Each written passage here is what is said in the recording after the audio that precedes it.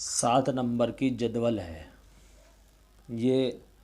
احزت اس کا نام ہے اور شمسی اعداد ہے، ستارہ شمس ہے اور بروج میں سے برج اسد ہے۔ یہ تمام باتیں ہم بتا چکے، ستارے کی طرف نسبت کیوں، کیا، کیسے، ایک ایک لفظ یہ جو ہم نے یہاں ذکر کیا ہے یہ اس کی بھی بات بتا چکے ہیں۔ جدول چارٹ کو کہتے ہیں، احزت اس لیے کہتے ہیں کہ اس کے پہلے 4 حروف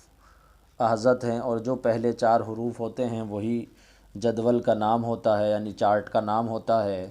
تو جدول احزت شمسی اس لیے کہا کہ یہ دیکھیے یہاں شمسی چال ہے اور اس شمسی چال میں سے یہ بنی ہے، یہ اس میں سے بنی ہے، اس لیے اس کو شمسی کہا ہے۔ اعداد اس لیے کہا، اس کے اعداد 7 میں ذکر کیے گئے ہیں۔ اب یہ استعمال کہاں ہوتی ہے بتا چکے ہیں ہم کہ بعض مرتبہ ستاروں کی طرف نسبت کرتے ہوئے عاملین کتاب میں لکھتے ہیں کہ وہ جدول استعمال کیجیے اعداد نکالنے میں جو شمس ستارے کی ہے اور بروج اسد کی ہے، یا پھر بروج کی طرف نسبت کرتے ہیں کہ جدول اسد کی استعمال کریں۔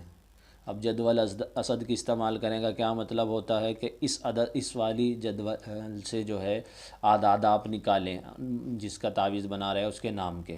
کہیں کہیں ایسا ہوتا ہے، اکثریت تو قمری ہی استعمال ہوتی ہے۔ اچھا، پھر دوسری جگہ یہ بھی ہو جاتا ہے کہ بعض مرتبہ مستحصلہ وغیرہ میں یہ کام آتی ہے، اور کس جگہ کیا کام آتی ہے یہ آگے آپ جب آئیں گے اور ہم وہاں ذکر کریں گے تو بتائیں گے۔ یہاں کیونکہ مقصد ان جگہوں کا بتانا نہیں ہے کہ یہ آتی کہاں کہاں کام ہے، یہاں بتانا یہ ہے یہ بنی کیسے ہے، اور یہ بھی ایک یعنی جدول ہے، اعداد نکالنے کا ایک طریقہ ہے اور اس سے بھی اعداد نکالے جاتے ہیں، یہ بتانا مقصود ہوتا ہے۔ ہر چیز اپنے موقع پر اپنی جگہ پر آئے گی انشاءاللہ۔ یہ اس سے بنی ہے، اب کیسے بنی ہے دیکھیے، اس کا نام تو ہے احزن، ٹھیک ہے، اور یہ 7ویں جدول ہے، ٹھیک ہے۔ میں نے بار بار اس بات کو بتا رہا ہوں، پہلی لائن اساس ہوتی ہے، دوسری نظیرہ، یہ بتانا ایسے ہی نہیں ہے صرف اسی میں بات، یہ آپ کے کام نہیں آئے گی، آگے دوسری جگہ میں علم جفر جہاں آئے گا اور وہاں کچھ باتیں بتائی جائیں گی تو وہاں آپ کو یہ باتیں بہت کام آئیں گی کہ پہلی لائن کیا ہوتی ہے، دوسری کیا ہوتی ہے اور اس سے کیا فائدہ ہوتا ہے۔ اس کو یاد رکھا کریں، یہ اصطلاحی الفاظ ہوتے ہیں اور یہ کام آتے ہیں۔ دیکھیے الف لے لیا، پھر اس کے بعد ہم نے 1 2 3 4 حروف چھوڑے اور 5واں لیا۔ یہ 7ویں میں ہم نے ایسا کیا، 4 حروف چھوڑیں گے، پھر اس کے بعد 1 2 3 4 چھوڑے، زا لے لیا 5واں، 1 2 3 4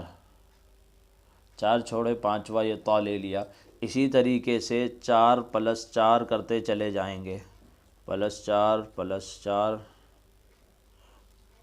+4، اسی طریقے سے آخر تک آپ چلتے چلے جائیں گے تو یہ والی ابجد آپ کی بن جائے گی اور یہ تیار ہو جائے گی۔ اس کو اپنے پاس آپ کاپی میں نوٹ کریں، اور احزت شمسی کے نام سے، اور اس کا یہ ستارہ وغیرہ جو ہم نے اوپر ذکر کیا ہے اس کو بھی اپنے پاس نوٹ کر رکھیں۔ آپ کے پاس یہ ایک بہت اچھی جو ہے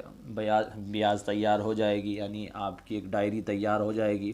اور پھر جب بھی آپ کو ضرورت پڑے گی تو پھر آپ کو یہ اس میں ویڈیو میں کھول کر نکالنے کی ضرورت نہیں پڑے گی، بلکہ جو ہے آپ اپنے پاس سے ہی اس کو کر لیں گے۔ اور ان میں سے جو یاد کرنے کی ہے، جو اصل ہے وہ قمری ہے،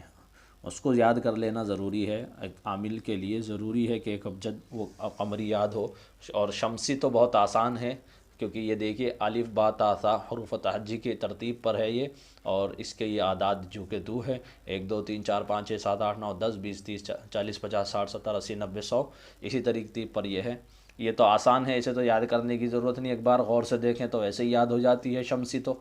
لیکن قمری میں ذرا